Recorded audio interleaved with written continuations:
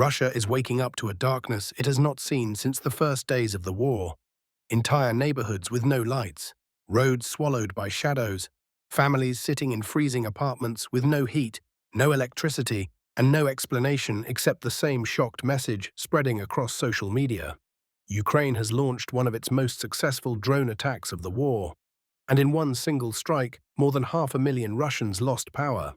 What happened across Russian cities in the last 48 hours is not an accident. It is the result of a new Ukrainian strategy that Russia has been unable to stop. A strategy built on one brutal idea. If Russia tries to freeze Ukraine, then Ukraine will turn out the lights in Russia. The first signs of this strategy appeared 2 months ago when President Zelensky issued a warning. He said that if Russia attacked Ukrainian energy infrastructure again, Moscow would feel the same consequences. The Kremlin ignored him. The next day, Russian drones hit Ukrainian power plants, transformers, and apartment blocks. Russia believed Ukraine could not strike back at the same scale. Russia believed its air defenses would protect its infrastructure. Russia was wrong. In late September, Ukraine hit a major power station in Belgorod. 200,000 Russians lost electricity within minutes. Videos showed people standing in the streets, looking at a horizon glowing with flames. That strike was the beginning. Since then, Ukraine's responses have grown stronger and faster. 7 Russian power stations were hit in October. By mid-November, Ukraine had destroyed 10 more. And now Ukraine has shaken the Russian-controlled city of Donetsk in a way no one expected. Just 2 nights ago, nearly 100 Ukrainian drones took off from multiple directions.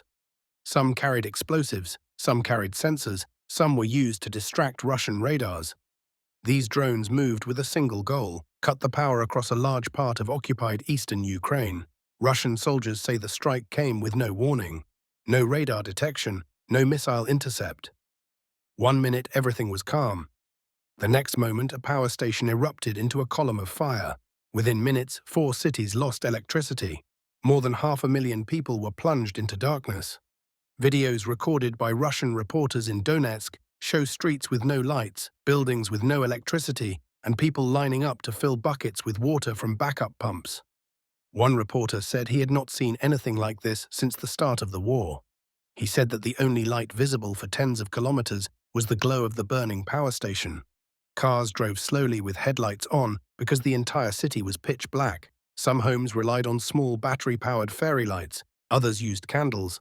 Some apartment blocks had generators. Most did not. The next day should have been a moment for repairs and recovery.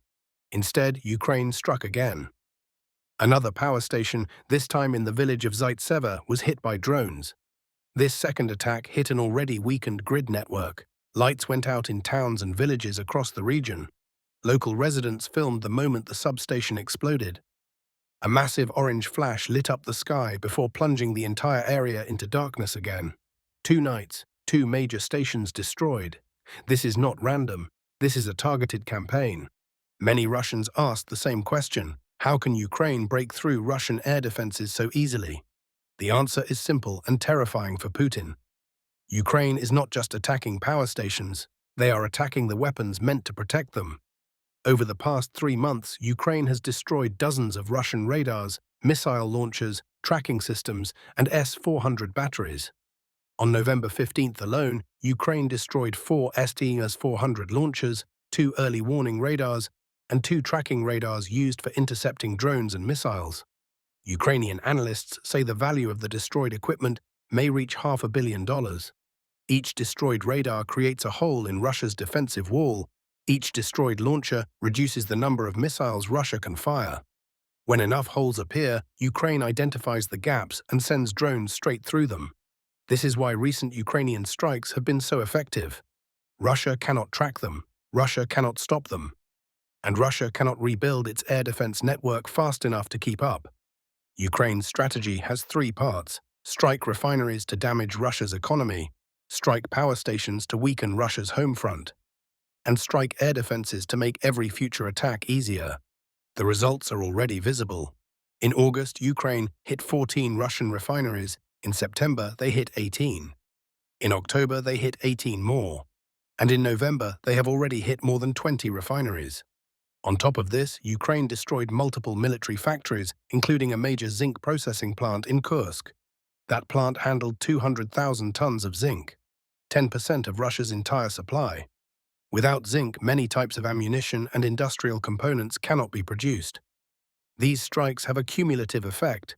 Russia loses fuel, Russia loses power, Russia loses air defenses, Russia loses ammunition.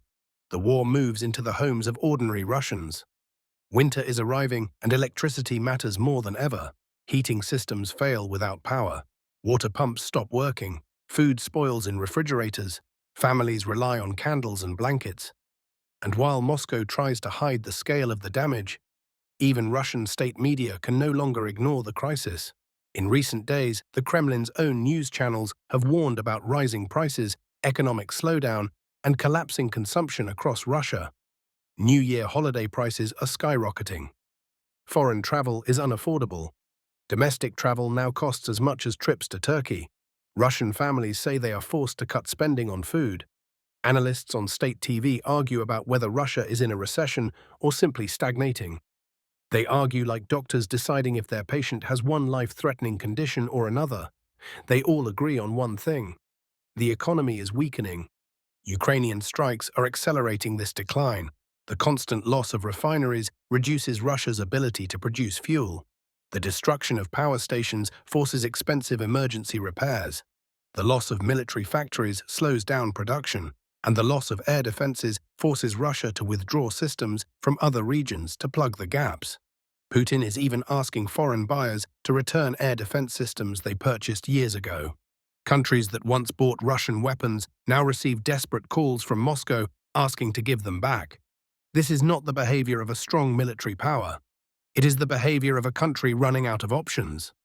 Behind all of this is a key truth. Ukraine is taking the war to Russia's territory. When Russia tried to freeze Ukrainian civilians last winter, Ukraine had limited ability to respond. Now they have long-range drones, new radar evasion tactics, and the intelligence needed to hit targets deep inside Russia. Ukraine tested these tactics in spring and summer on oil depots. Now they are using them on critical infrastructure. This is forcing Russian civilians to feel the same pain Ukrainian cities have endured for nearly 2 years. Inside Donetsk, the blackout revealed something else: fear. Streets with no light are dangerous. Hospitals without power struggle to treat patients. Elderly residents climb stairs in dark apartment blocks. Shops close early. Gas stations shut down. Water service fails. Local social media channels filled with panic and confusion. And with every hour the pressure grew. The silence that follows a blackout is unsettling. No refrigerators humming, no electronic noise, no streetlights, no background sound, just darkness and cold. For the first time since Russia launched its invasion, a large Russian-controlled population center experienced the same sudden darkness Ukraine has endured. The symbolism is powerful. Russia wanted to break Ukraine's will by targeting its infrastructure. Ukraine is now proving that Russia is vulnerable in the same way. And this time it happened in a region Russia claims to have liberated. These strikes send a message to Russian soldiers too. If they are stationed near a power station, refinery, or radar system, they know Ukraine might strike. They know their commanders cannot protect them. They know the sky is no longer safe. This increases stress and reduces morale. Soldiers already frustrated by poor supplies and long rotations now worry about nighttime explosions outside their barracks. The attacks also increase pressure inside the Kremlin. Putin is watching his most expensive air defense systems fail again and again. Each destroyed radar wastes months of Russian production. Each destroyed launcher takes millions of dollars to replace. Putin cannot use these systems to protect every region. If he moves them to protect cities like Belgorod or Voronezh, he weakens the defense of Crimea.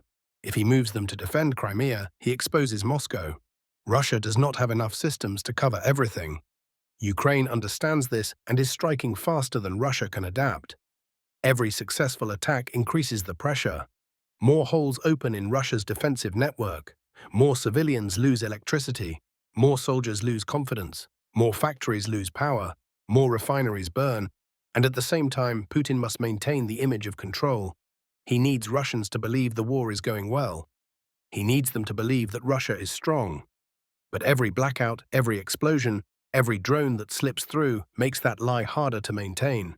The truth is that Russia is now experiencing the same vulnerability Ukraine has faced since day one.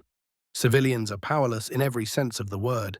They do not choose the war. They cannot stop the war. They can only watch as drones and missiles reshape their daily lives. And the more Putin pushes this war forward, the more these consequences will reach deeper inside Russia. Winter will make everything worse. Power stations are harder to repair. Heat systems are fragile. Roads freeze. Emergency services move slower. Each strike hits harder in freezing temperatures. Ukraine is not stopping.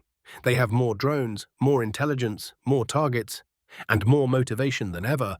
As long as Russia attacks Ukrainian power plants, Ukraine will strike back. And based on the last 2 nights, they are getting better at it. Russia is now learning a harsh lesson. War does not stay at the front. War does not stay in trenches. War spreads. It spreads to cities. It spreads to power lines. It spreads to the hearts of civilians caught in darkness. If Russia thought it could scare Ukrainians into submission, it is now Russia feeling that same fear.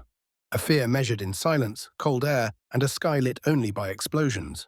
Before you go, remember, we're completely independent. No big networks, no sponsors, and no government influence. In a world full of corruption and scripted news, your support keeps real journalism alive. So please like, share, and subscribe. It truly helps.